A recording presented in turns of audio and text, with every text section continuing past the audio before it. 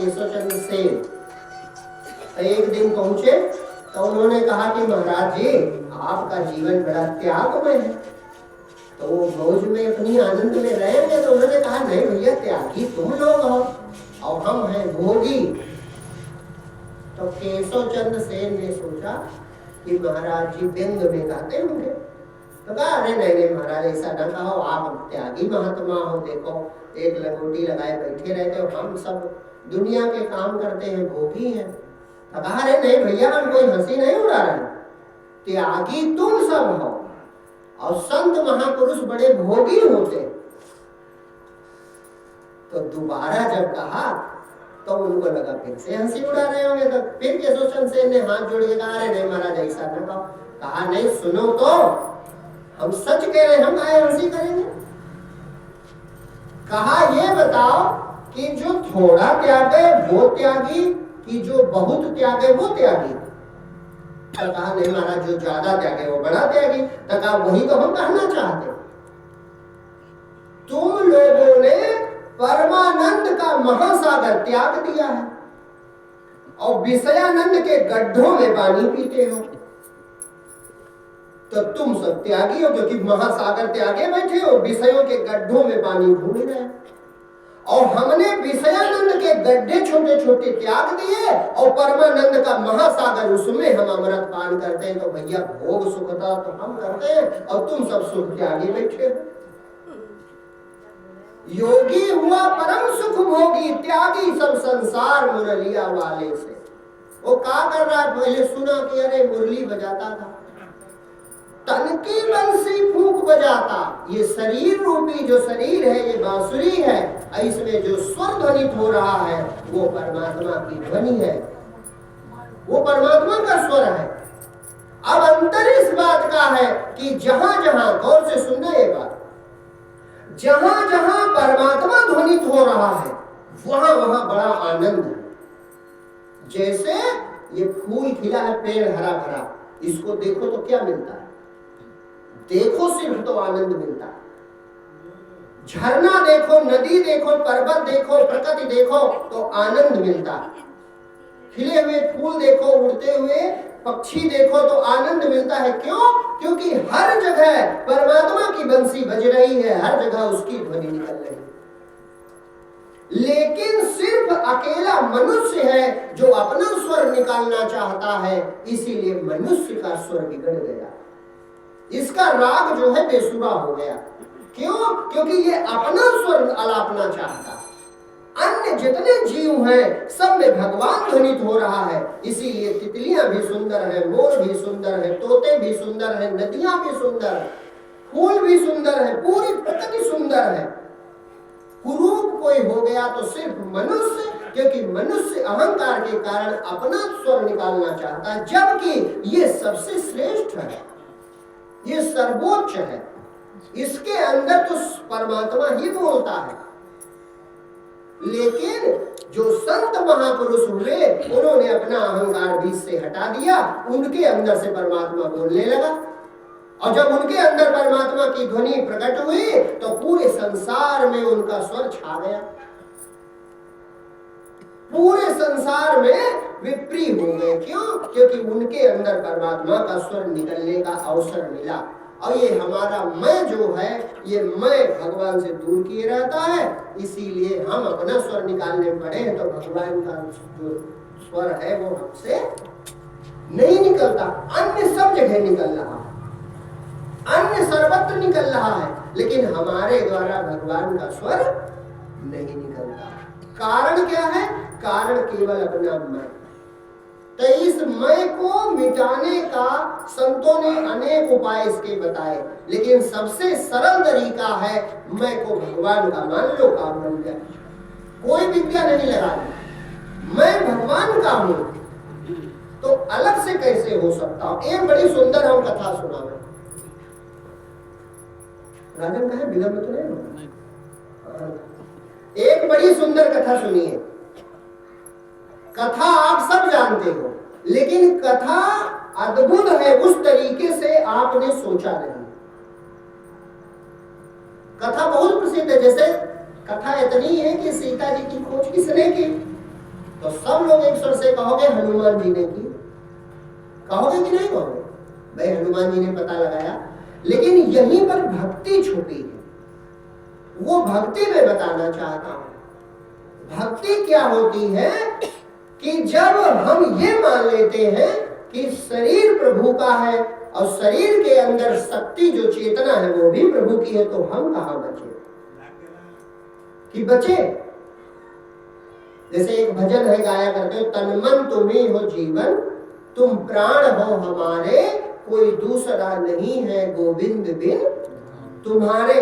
तो जब तन वो हो गया, मन वो हो गया, प्राण वो हो गया, तो दूसरा कौन बचा भैया? कि कोई बचा? वही है, बस इसी का नाम भक्ति है। और हम हैं, बस यही अज्ञान है। हम हैं तो अज्ञान है और हमारे रूप में प्रभु ही है। अच्छा, एक और बात बड़ी सरल बतावे, जैसे अपने घर में देखो, ये प्रचलन में है, ये इसलिए रहा होगा कि लोग भक्त हो। हम अपने बच्चों को खुद को सब जगह भगवान दिखाते हैं, नहीं दिखाते? जैसे पेड़ में भैया भगवान है, नीम में भगवान है, चींटी जा रही उसमें भी भगवान है, कोई चीज दिखाई पड़ी भैया इसमें भगवान है। अब ये विचार नहीं करते कि जिस बच्चे को ये शिक्षा दे रहे हो कि सब जगह भगवान है, बहुत अच्छी बात है, उस बच्चे को कभी बिठाकर ये भी बताओ कि भैया सबसे पहले वो भगवान तुम्हारे अंदर, क्या बेटे में कोई और है? अगर गाय में भगवान है, नीम में भगवान है, चींटी में भगवान है, पीपल में भगवान है, तुलसी में भगवान है, तो हमारे बेटे के अंदर क्या भगवान के बजाय जिन्न प्रेत भूत बंगाल में उठा है? अगर उससे बताओगे कि बेटा तुम्हारे अंदर परमात्मा है, तो वो हमसे ज्यादा निर्मल है, वो ज्यादा सच्चाई से विश्वास करेगा और ज्यादा सच्चाई से प्रयास करेगा कि हृदय में बेटा है भगवान, तो वो हमारे काम करे या हमसे मुलाकात करे या हमारा मित्र बन जाए। चाहेगा कि नहीं चाहेगा? तो भक्ति की शुरुआत हो जाएगी। और पूर्ण संत महापुरुष केवल यही रहस्य जान जाते हैं कि मैं हूं ही नहीं, मेरे रूप में परमात्मा है, मेरे अंदर परमात्मा है, मेरी चेतना परमात्मा है, मेरा शरीर परमात्मा का है, वही है, मेरा कुछ है ही नहीं।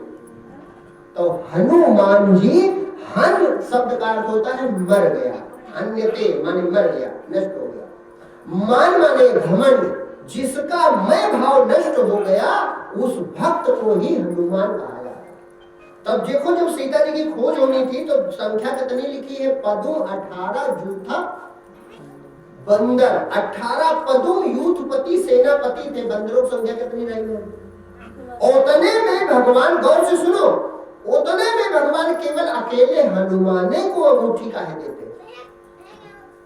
किसी को दे देते या ना देते? सबसे बड़ा माली था सुग्रीव, तो सुग्रीव को देना चाहिए कि सुग्रीव लो, और वहां पहुंचे ना तो सीता जी से हमारा संदेशा कहना।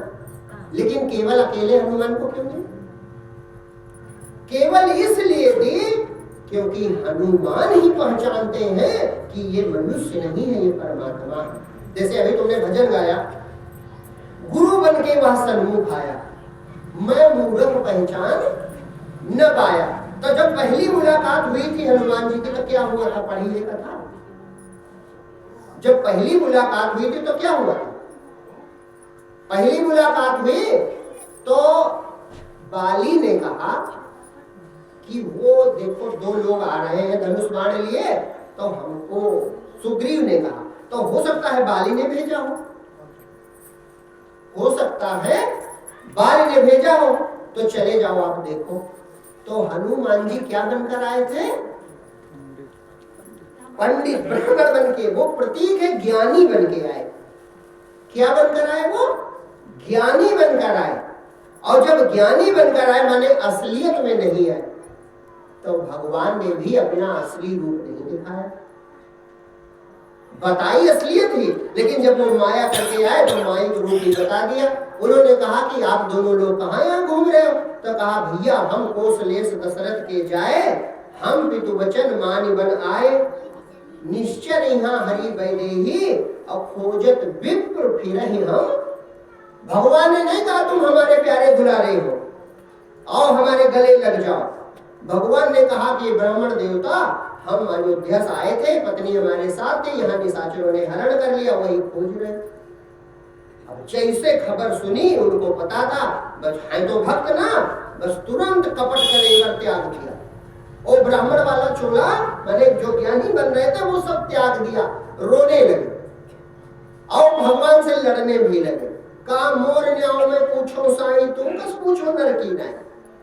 अरे प्रभु हम पूछे तो पूछे जाति के बंदर, हमको कौन ज्ञान तो माया, बस भरो फिरो बुलाना, ताते में नहीं प्रभु पहचाना। अरे प्रभु हम तो बंदर जाति के, हमें कौन ज्ञान रखा है, तो हम आपको कैसे पहचान ले आप नारायण है। तो प्रभु हम पूछे तो पूछे, लेकिन अब आप हमसे काहे पूछ रहे हो, तुम कौन हो ब्राह्मण देवता। रोने लगे, चरणों में लिपट गए। जैसे चरण में लिपटे बस भगवान ने हृदय से लगा लिया। मतलब जब कपट छोड़ा, अपनी ताकत छोड़ी, ज्ञान छोड़ा, वह भगवान ने अपना लिया। तो भगवान जानते हैं कि ये हनुमान कौन है, ये हनुमान कौन है। तो जब खोज करने जा रहे हैं तो हनुमान को बुलाया, अंगूठी दे दी। क्यों? क्योंकि हनुमान वहां है ही नहीं। हनुमान शब्द का अर्थ है कि उसके अंदर केवल परमात्मा है, हनुमान नाम की कोई चीज नहीं है। अब ये शिक्षा क्या है, खूब गौर से सुनना। कथा तो आप जानते हो, इसमें बड़ी अद्भुत शिक्षा। अद्भुत शिक्षा ये है कि वो सब कहां खोजने गए सीता जी को भैया?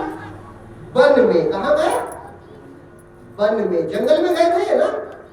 और जंगल कितना है? अगाध। जंगल कितना है? तो हम तुम जो है संसार रूपी जंगल में है, और सीता माने सूरती, वो ध्यान की प्रक्रिया जो भगवान से मिला देती, वो ढूंढ रहे हैं। तो जंगल में हम सब भी हैं, हम संसार रूपी जंगल में हैं और वो वन में ढूंढ रहे हैं। तो ये बताओ कि बानरों का क्या हुआ था। कथा में लिखी है बड़ी अद्भुत बात, वो हम गौर नहीं करते। ये लिखा है कि सारे के सारे बानर दिशा भटक गए। सारे के सारे बानर दिशा भटक गए। दिशा भटक गए माने वो जान ही नहीं पा रहे थे कि हम किधर चले जाएं। उत्तर जाएंगे, उनके पास कंपास रहते हैं तो वो जान नहीं पा रहे हैं उत्तर जाए कि दक्षिण जाए, किस दिशा में जाए, कहां सीता जी मिलेंगे। और फिर ऐसा भी हो गया कि भूख प्यास से व्याकुल हो गए। अब जब भूख प्यास से व्याकुल हो गए,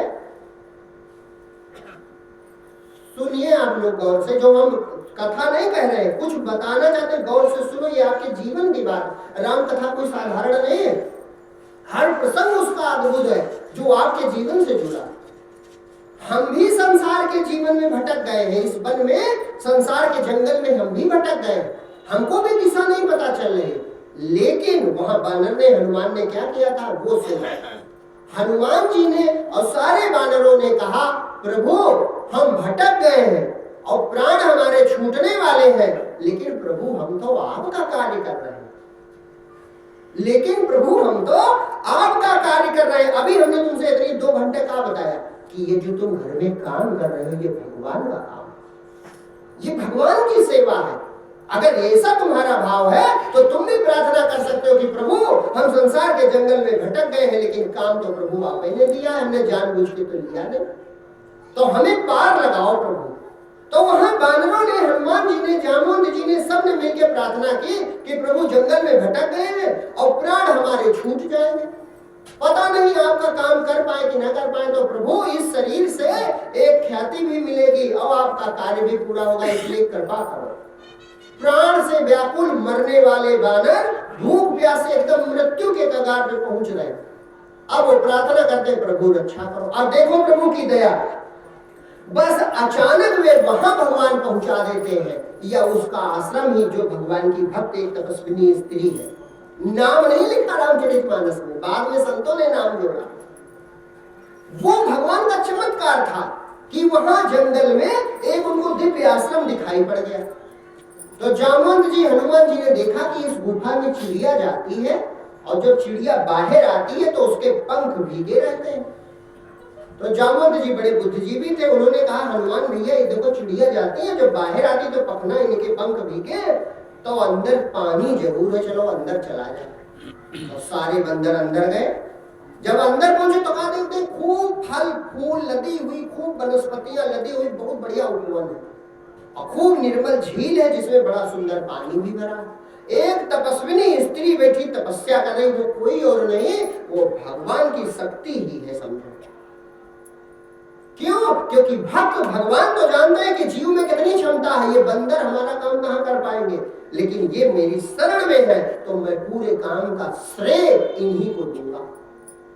अब वहां पहुंचे, बड़े प्रसन्न हुए, उस औरत को प्रणाम किया। अब जैसे अपनी बात बताई, कहा अरे हम तो तुम्हारे इंतजार में बैठी थी, इसीलिए तक हम अभी तक शरीर रोके थे। तो कहा अच्छा, कहा अरे बस अब लोग खूब जल पियो, खूब फल खाओ, पेट भर लो अपना। सारे बंदरों ने खूब फल खाए, जल पिए, प्रसन्न हो गए। कहा माता जी अब बताओ, देखो कौन सीता की खोज कर रहा है, कल्पना करो, ये आपने विचार आज तक नहीं किया होगा। दिशा भटक गए थे सब, मरने की कगार पे थे। अब उस स्त्री को प्रणाम करके कहते हैं देवी जी अब ये बताओ कि सीता माता खोज हमें करनी है तो कौन रास्ता जाए। तो उन्होंने कहा तुम बहुत दूर चले आए हो, जा नहीं पाओगे। तो कहा कोई उपाय आप बताएं, आपने हमारे प्राण बचाए। तो कहा चिंता ना करो, आप सब आंखें बंद करो। देखो भगवान की जादुई शक्ति आपका बड़े से बड़ा बिगड़ा काम बना देगी अगर आप शरण में। ये मान जाओ काम सब हमारा नहीं प्रभु का है तो बिगड़ा काम बन जाएगा। बिगड़ गया था काम। उस तपस्विनी स्त्री ने कहा वह कौन खोज कर रहा है, वो भगवान की शक्ति भक्ति खोज कर रहे हैं। कहा आंखें मूंदो तुम लोग, राम मैं कल्पना नहीं कर रहा हूं, रामचरितमानस उठा के पढ़ लो, सुंदरकांड में है वो, सुंदरकांड नहीं किष्किंधा कांड में आएगी ये कथा। कहा आंखें बंद करो सब लोग, सबने आंखें बंद की। अब देखो जादू, जैसे ही आंखें सब लोगों ने बंद की बस सारे बंदर, थोड़े बहुत नहीं, वो कितनी बड़ी तपस्विनी थी और उस औरत में कितनी शक्ति रही है, पदुम 18 जू था बंदर, और सारे बंदर एक साथ कहां पहुंच गए, समुद्र के तट पर जहां संपाति बैठा। क्यों? क्योंकि 400 योजन पार देख भी नहीं सकते, तो वहां संपाति नाम का गीत बैठा है जिसके पंख जल गए। अब जब आंखें खोली तो कहा देख रहे हैं हम सब समुद्र किनारे आ गए। जादू ही हुआ, वहां जानबूझ के कोई बंदर नहीं पहुंचा था। उस स्त्री तपस्विनी स्त्री के द्वारा चमत्कारी ढंग से भगवान राम ने उनको वहां पहुंचा दिया। अब जब पहुंचे तो उस पार सीता जी देख नहीं सकती, लेकिन कोई बैठा देख रहा। तो उसने कहा अरे बड़ी कृपा प्रभु भी बहुत भूखे हैं, आज इतने बंदर हैं, चलो पेट भर जाएगा। अब जामवंत जी फिर उनकी बुद्धि काम आई, अरे उन्होंने कहा इनकी जात की बड़ाई करो, हो सकता है खुश हो जाए। कहा एक तो जटायु था गिद्ध जिसने भगवान राम के लिए प्राण त्याग दिए, और एक ये गीत है हमें मार डालेगा जो भगवान ने राम के काम से आजार है। अब संपाति ने सुना तो दुखी हो गया, कहा भैया पूरी बात बताओ। तो बताई पूरी बात। जब पूरी बात बताई तो कहा भैया मैं बूढ़ा हो गया, नहीं तुम्हारी कुछ सहायता जरूर कर देता, लेकिन वो देखो सीता जी बैठी। पूरा काम किसने किया सोचो, हनुमान जी खोज सकते हैं। कहा वो देखो सामने सीता जी बैठी। तो कहा कहां हमें नहीं दिखाई पड़ी। कहा अरे समुद्र के पार वो पेड़ के नीचे बैठी। तो पांडवों को कहां दिखाई पड़े। कहा हमें नहीं दिखाई पड़ती है। तो उसने जब 2-3 बार कहा गीत है दृष्टि अपार, मैं देखूं तुम नाय, और बूढ़ भयो न तो करते हो कछुक सहाय, तुम्हारा बूढ़ा हो गया नहीं कुछ सहायता भी करता। अब कथा आप जानते हो, लेकिन ये कल्पना करो कि जो कार्य असंभव था वो संभव किसके बल पर हुआ? भगवान की शरण जाने से हुआ कि नहीं हुआ? जब वो रास्ता भटक गए थे, कोई दिशा नहीं पता थी, पानी के भोजन के बिना मरे जा रहे थे, तो वो वहां तक पहुंच पाते। लेकिन नयन मूंद लिए, भगवान की शरण ले ली, पुकारने लगे प्रभु आपके कार्य के लिए निकले हैं। तो भगवान ने पूरा काम किया, भगवान ने वहां तक पहुंचाया, भगवान ने संपाति के द्वारा दिशा दिखाई। लेकिन आज तक पूरे संसार में पूजा किसकी होती है? हनुमान जी की।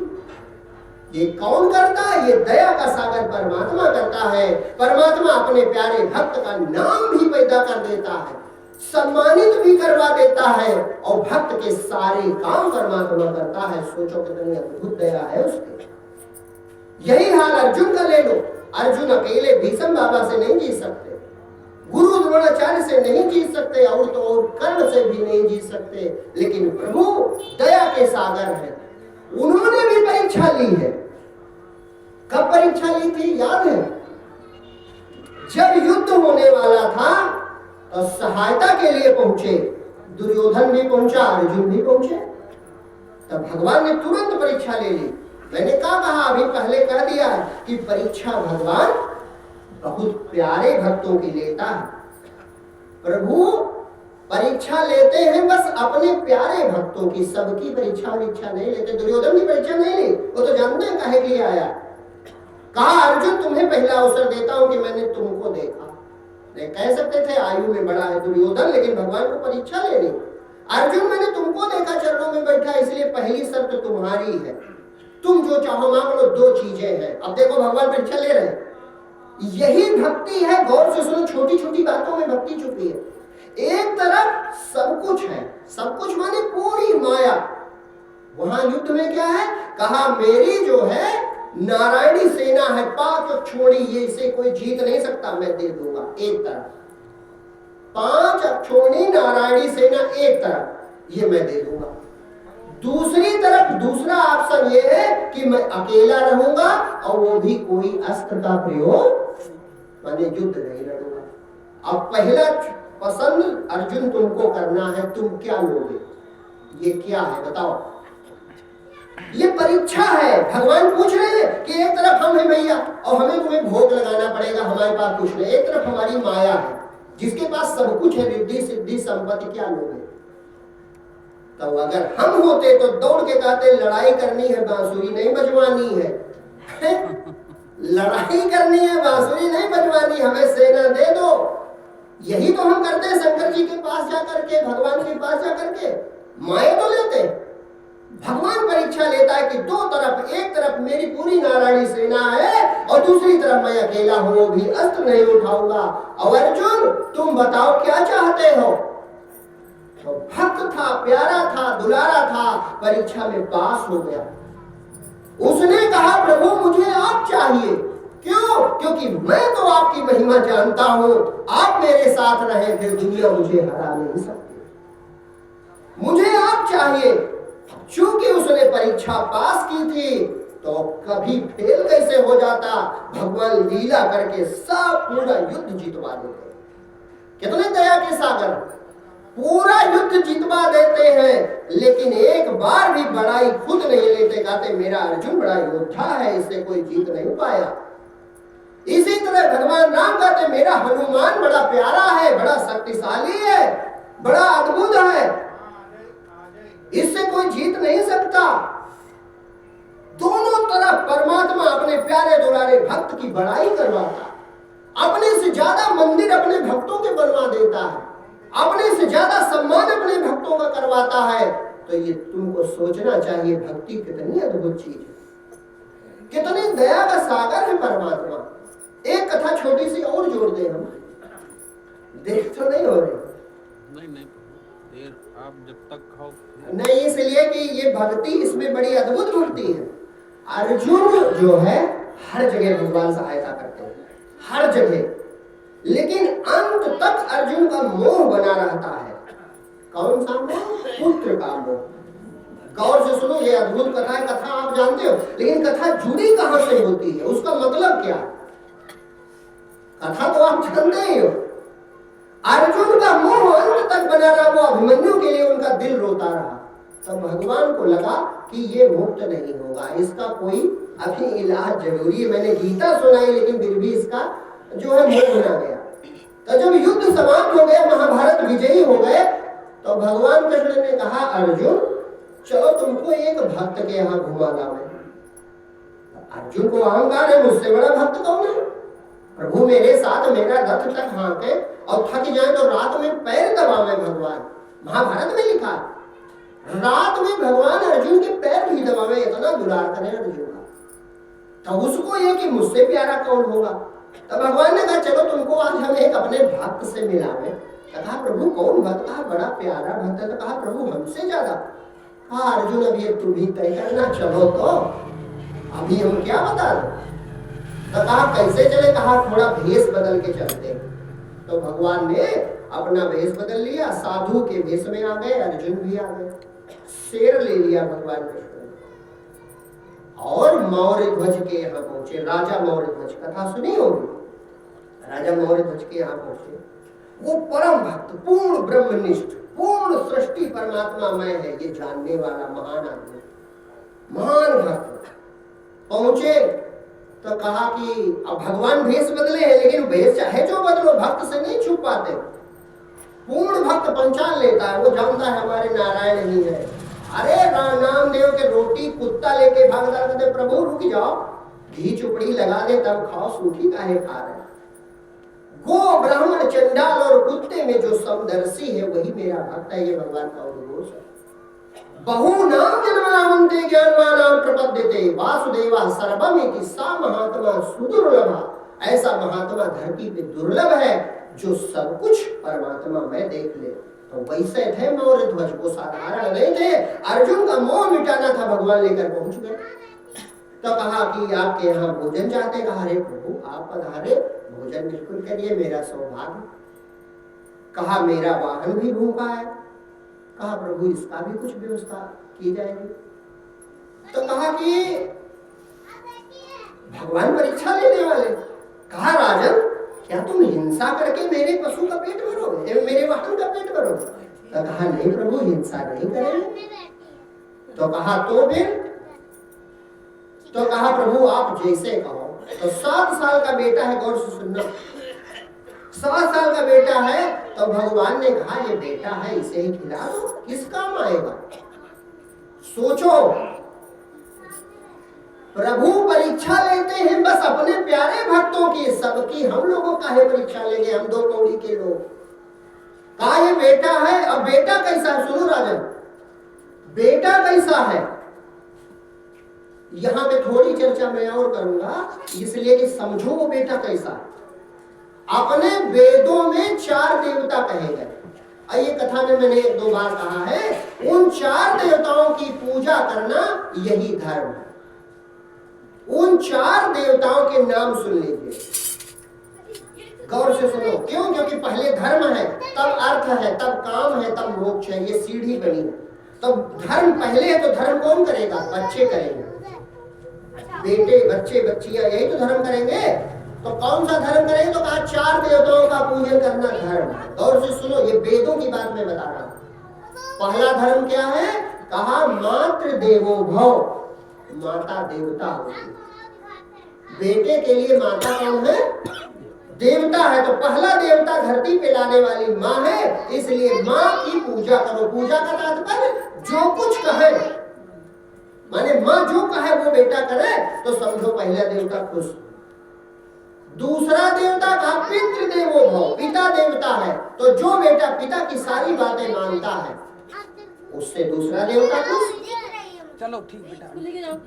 तीसरा देवता लिखा है, तीसरा देवता लिखा है आचार्य देवो भव। आचार्य देवो भव माने जो गुरुजन है, जो शिक्षा दे, उनकी पूरी बात मानो, ये तीसरा धर्म है। और चौथा देवता है अतिथि देवो भव। अतिथि माने जो घर में अतिथि आ जाए, या जो बड़े बूढ़े हमसे हैं उनकी बातें मानो, उनकी सेवा कर सको। सेवा माने उनकी बात मानना। तो आप कल्पना करो, जो बेटा अपने माता को भगवान की तरह मानेगा, पिता को भगवान की तरह मानेगा, गुरु को भगवान की तरह मानेगा, और अपने बड़े बूढ़े बाबा चाचा काका दादा को भगवान की तरह सेवा करेगा, उनकी बातें मानेगा, तो क्या उसका कल्याण होगा कि नहीं होगा? आप वो अहित बताएंगे, अरे उसकी बड़ी उन्नत हो जाएगी। तो ऐसे बेटा है मौर्य ध्वज का। तो भगवान ने कहा कि मेरे वाहन को भोजन कराना, इस बेटे को काहे ना दे। तो बेटे को बुलाया, राजा ने कहा कि बेटा तुम ये अतिथि देवता है, अब इनकी अतिथि देवो भव, और इनके वाहन शेर को भोजन कराना है, तो तुम भोजन बन जाओ।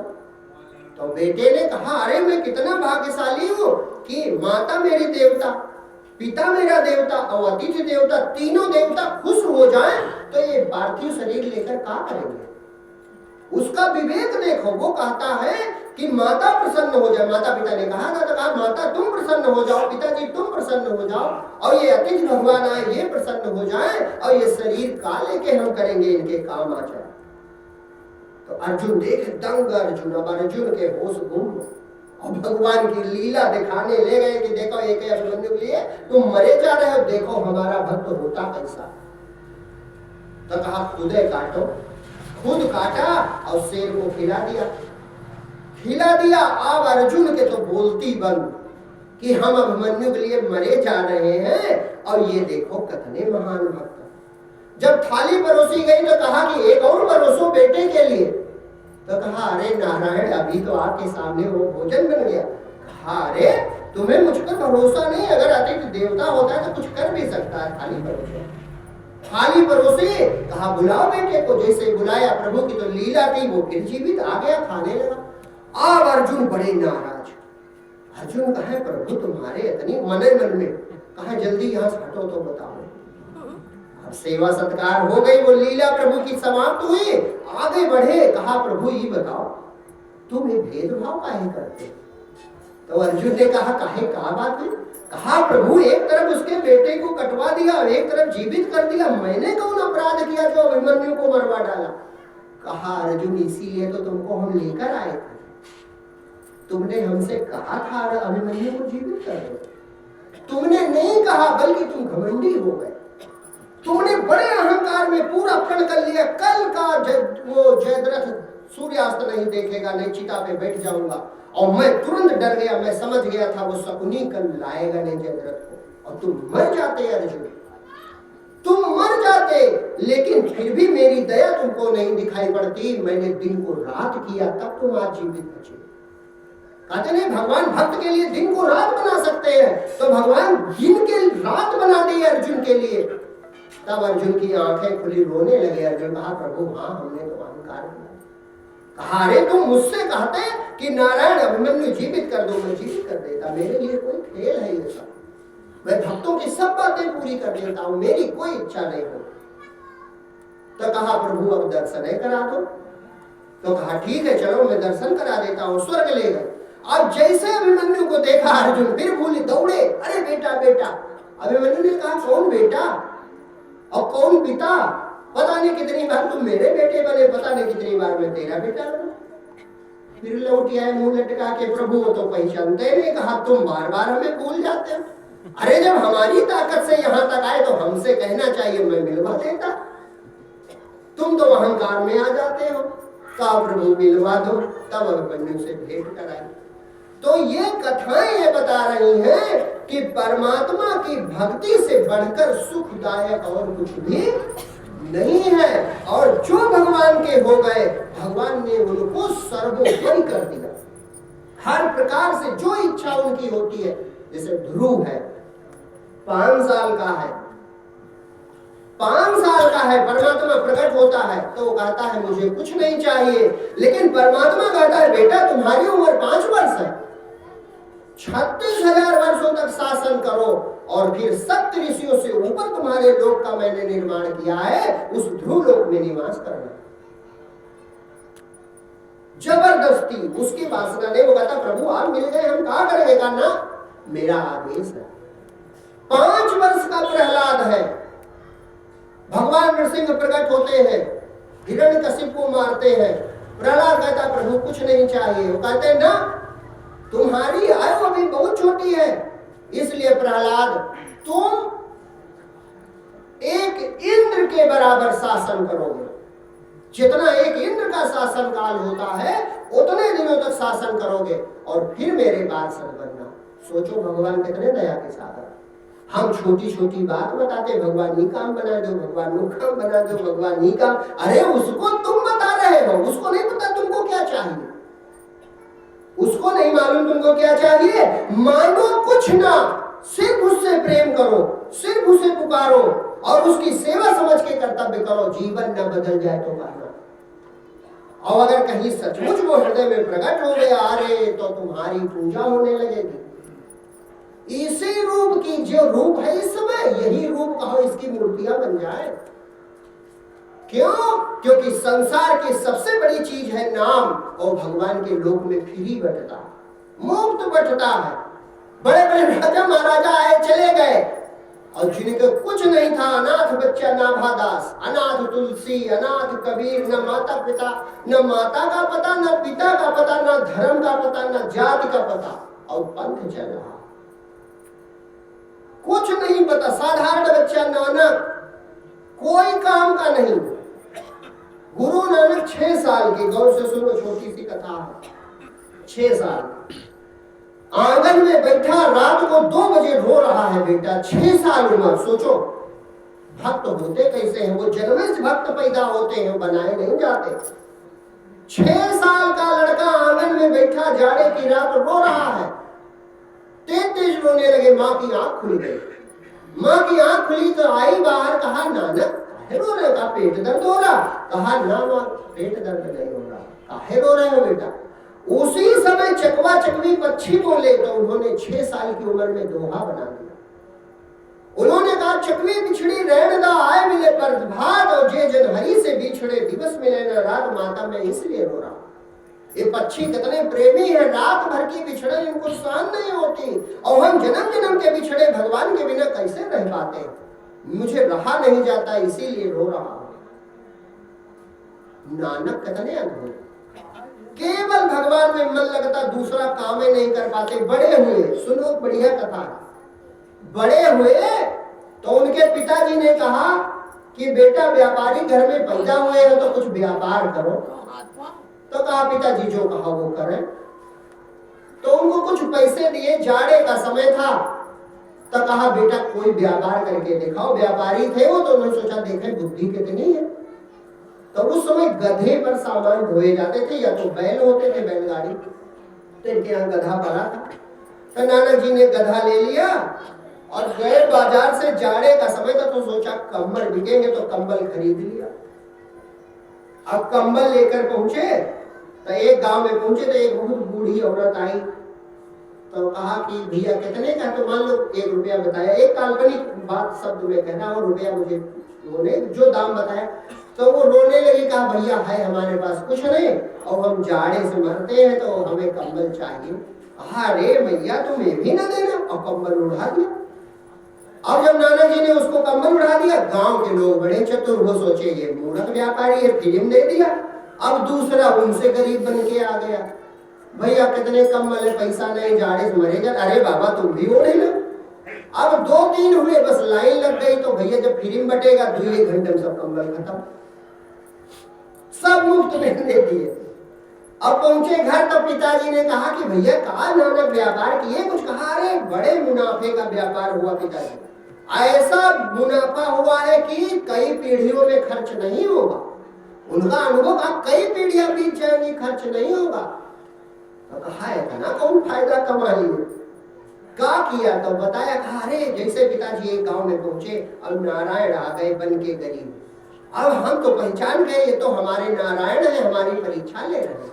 देखो उनकी दृष्टि, कहा ये तो नारायण हमारी परीक्षा ले रहे हैं। हमने उनको पहचान लिया था, हमने कंबल उड़ाया पैर से, प्रभु बड़ी कृपा जो तुम्हारे।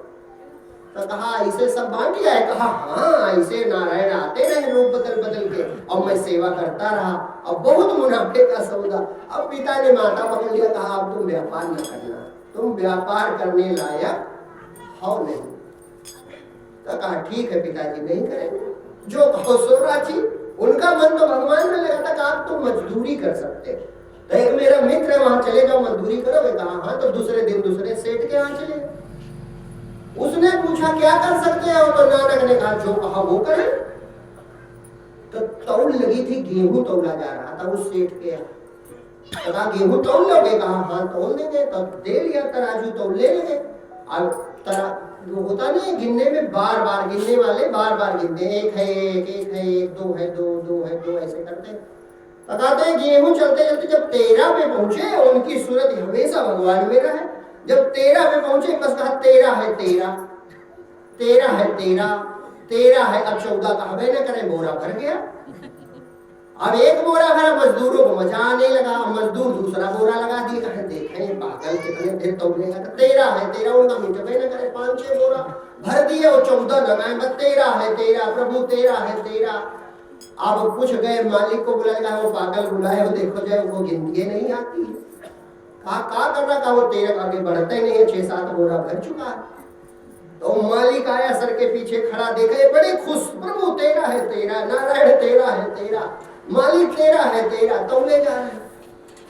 अब उसने डांडी छीनी, कहा प्रभु, अब देखा डांडी वाड़ी फेंक दिया, रे प्रभु सब 13 है 13। कहा भैया 13 अपने घर में करो, मेरा न लुटाओ, तुम वहीं चलेगा। और उसने दूसरे दिन मेरे पिताजी कहा भैया तुम्हारा लड़का बड़ा नालायक है, कोई काम का। अब दोनों प्रकार से बेकार हो गए। अब जब बेकार हो गए तो ये संसार की सच्चाई है कि जो तुम कोई लायक नहीं होगे तो ज्यादा दिनों तक घर में नहीं रह सकते। ये जो धर्मशाला मंदिरों के सामने विकलांग बैठे होते हैं, ये आकाश से नहीं गिरते, बस बात ये होती है ये किसी काम के नहीं होता, इसीलिए वहां पहुंच जाते हैं। आकाश से टपकेगा। बस यही बात नानक में हुई तो कहते हैं वो बेचारे मजदूर की मंडी में जाके बिक गए। पहले गुलाम बिकते थे, जैसे मजदूर मंडी लगती पहले उस जमाने में गुलाम बिकते थे, तो वहां जाके बिक गए। एक बादशाह ने, मुसलमान ने खरीद लिया। अब वो ले गए अपने घर, तो ये घर का काम करावे और दूर से नदी से पानी लाना होता था, तो पानी लावे तब पीतल के गगरे में पानी लेके आवे, बड़ा गगरा था। तो एक दिन उसकी पत्नी देखती, अच्छा एक चीज देखो, गुरु नानक जी की फोटो तस्वीर देखियो कितनी सुंदर, बुढ़ापे में इतनी सुंदर है तो युवा अवस्था में कैसी रही होगी। तो वो गगरी जो घड़ा है सर पे रखे नावे, तो उसकी पत्नी ने देखा कि वो सर पे उनके नहीं, प्रभु लीला करने वाले उनको बचाना था।